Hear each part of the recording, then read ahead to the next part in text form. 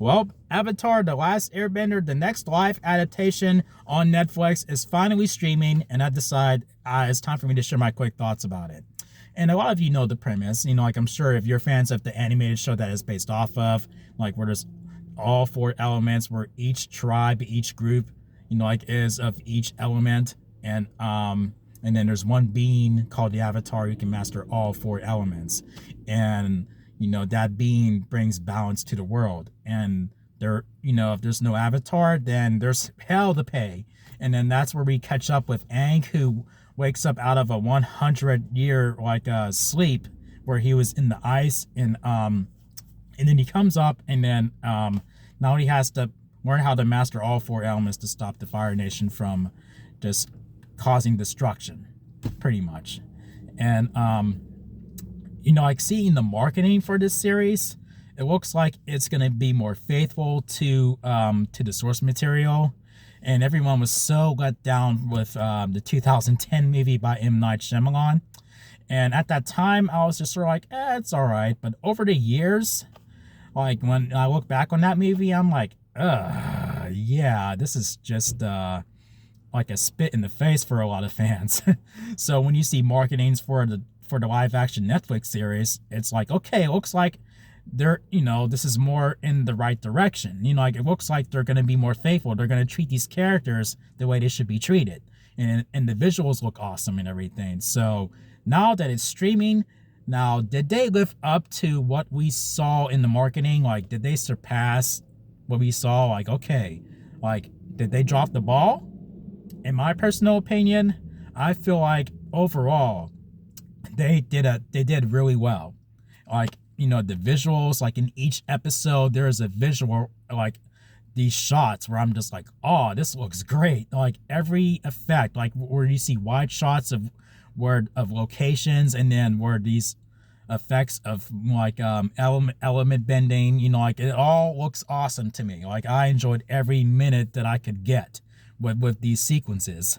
And then with the actors, like where you have our lead characters like Aang, Katara, Sokka, Zuko, like I feel like they all did great. I mean, like even when I close my eyes, like the actor who plays like Sokka, for example, I'm like, yeah, I mean that's Sokka, like the mannerisms and everything, and like everybody played their part right. And like the majority of the cast is Asian, like like the like the 2010 Last Airbender movie like was pretty whitewashed, and I was just like, ugh, that was pretty like, oh my gosh. And I can't like praise this show enough. And the critics, I think they're being way too harsh on it. From what I saw, I didn't read too much into it, but they're just like come on. I mean, like this is a much more faithful like live action adaptation.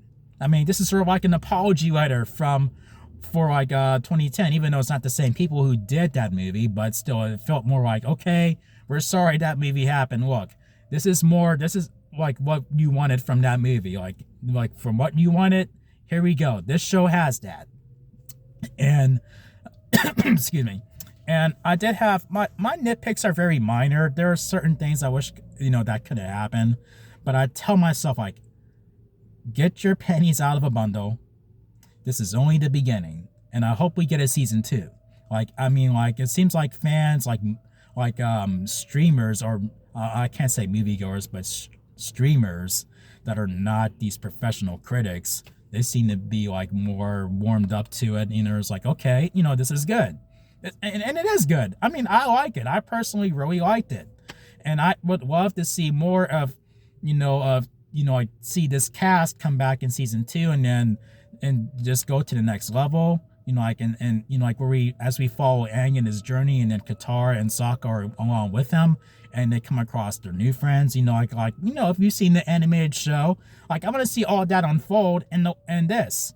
I trust that they will cast good actors and these other characters that we didn't get to see in season 1, and who we did get to see. I'm like, oh, okay, they really, there's a lot that they cut out in that 2010 movie that they threw in here. I'm like, oh yeah, I remember that. It's all coming back to me. And I did binge watch the animated show, like on Netflix, like over a year ago. Where I'm like, let me just get through all these episodes because I've only seen highlights like years prior.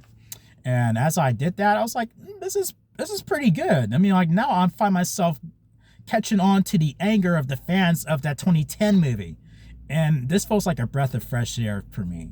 You know, like even though I have my nitpicks and they're very minor, but this is definitely a better adaptation, and the actors did good, the visuals are good, the effects are good. I'd say if you're a fan of the animated show, I feel like you will enjoy the show. So I'm gonna give this an 8.5 out of 10. Definitely. I hope we get a season 2. I really do. I mean, like, come on, guys, like, you know, like, let's give this show the love it deserves so we can get a season 2 and then a 3 so they can conclude it. And then I feel like we should get like a bit more episodes so we can, so we don't have to have like less stuff in there. You know what I mean? Like, or at the very least have some of these limited episodes extended, you know? But yeah, I love this show. I feel like it's good. The more I look back on it, I'm just like, oh, like everything that they threw in here is pretty awesome. But yeah, those are my thoughts on Avatar: The Last Airbender. And if you like this video, make sure you thumb it up, click subscribe, and click the notification bell to get me updated on my latest videos. And feel free to follow me on Instagram. And thank you for watching as always. And I'll see you in my excuse me. I'll see you guys in my next video. So until next time, take care.